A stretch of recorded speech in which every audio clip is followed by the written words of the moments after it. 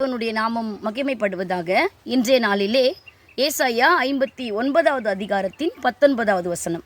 அப்பொழுது சூரியன் அஸ்தமிக்கும் திசை தொடங்கி கர்த்தரின் நாமத்துக்கும், சூரியன் உதிக்கும் திசை தொடங்கி அவருடைய மகிமைக்கும் பயப்படுவார்கள். வெள்ளம் போல் சத்துரு வரும்போது கர்த்தருடைய ஆவியானவர் அவனுக்கு விரோதமாய் கொடியேற்றுவார்.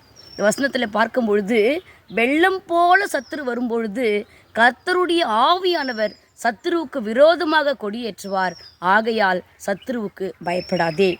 ஏனென்றால் 20வது வசனத்தில் வாசிக்கிறோம், மீட்பர் சீயோனுக்கும் யாக்கோபிலே மீறுதலை விட்டு திரும்புகிறவர்களுக்கும் வருவார் என்று கர்த்தர் சொல்லுகிறார். நம்ம ஒருவேளை அந்த மீறுதலை விட்டு நாம் திரும்பும் பொழுது, ஏனென்றால் நம்முடைய மீறுதல்கள், நம்முடைய அக்கிரமங்களை அவர் சிலுவையிலே சுமந்து தீர்த்திருக்கிறார்.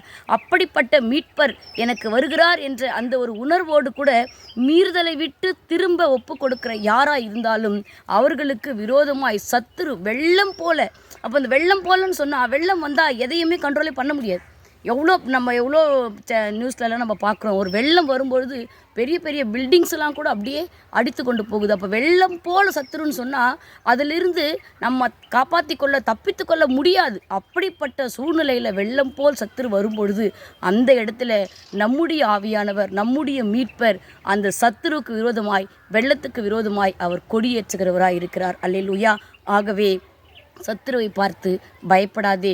அந்த பயம் நமக்குள்ளே இருக்கக்கூடாது. கர்த்தருக்குள்ளே நம்ம பயப்படணும் அப்படின்னு சொல்லும்பொழுது நமக்கு அந்த சத்துருவின் பயம் நம்மிடத்தில் இருக்காது. அது எப்பொழுது நடக்கும் என்று கடைசி வசனம் 21ஆம் வசனத்தில் வாசித்தால், உன்மேல் இருக்கிற என் ஆவியும் நான் உன் வாயில் அருளிய என் வார்த்தைகளும் இது முதல் என்றென்றைக்கும் உன் வாயிலிருந்தும் உன் சந்ததியின் வாயிலிருந்தும் உன் சந்ததியினுடைய சந்ததியின் வாயிலிருந்தும் நீங்குவதில்லை என்று கர்த்தர் சொல்லுகிறார். இது எனக்கு அவர்களோடு இருக்கும் என் உடன்படிக்கை என்று கர்த்தர் சொல்லுகிறார். அல்லேலூயா. இப்போ கர்த்தர் அருளுகிறதான வார்த்தை, நான் உனக்கு துணை நிற்கிறேன்னு சொல்லியிருக்கிறார். பயப்படாதேன்னு கர்த்தர் நம்மோட பேசி கொண்டிருக்கிறார்.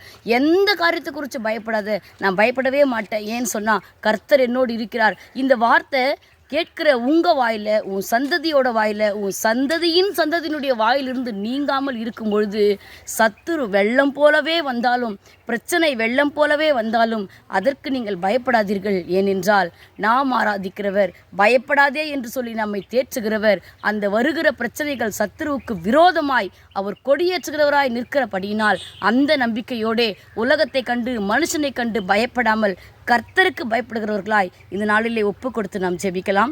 எங்களை நேசிக்கிற எங்கள் அன்பின் பரலோக பிதாவே, இந்த நாளிலுமாய் கூட வெள்ளம் போல சத்துரு வரும்பொழுது ஆவியானவர் சத்துருவுக்கு விரோதமாய் கொடியேற்றுகிறபடியினால் நாங்கள் பிசாசையோ சத்துருவையோ சூழ்நிலைகளையோ வியாதிகளையோ வேதனைகளையோ கண்டு பயப்படாதபடிக்கு நீர் அருளிய வார்த்தைகளை எங்கள் வாயில வைத்து அந்த வார்த்தைகளை கொண்டு ஜெயம் எடுக்க என் தேவன் ஒவ்வொருவருக்கும் இந்த நாளிலே ஜெயக்கொடியை ஏற்றும்படிக்காய் செபிக்கிறோம். எங்களுடைய மீட்பர் மீறுதலை விட்டு திரும்புகிற ஒவ்வொருவருக்கும் இன்றைக்கு நீர் வந்திருக்கிறீர் என்பதை நாங்கள் உணர்ந்து கொள்ளுகிறோம். அப்படியே உம்முடைய பிள்ளைகளை ஆசீர்வதித்து ஜெயக்கொடியை, வெற்றி கொடியை ஒவ்வொருவருடைய கண்களும் காணத்தக்கதாய் கர்த்தர் கண்களை திறந்து வழிநடத்த வேண்டுமாய் இயேசுவின் மூலமாய் செபிக்கிறோம் நல்ல பிதாவே. ஆமீன். கர்த்தர் உங்களை ஆசீர்வதிப்பாராக. ஆமீன்.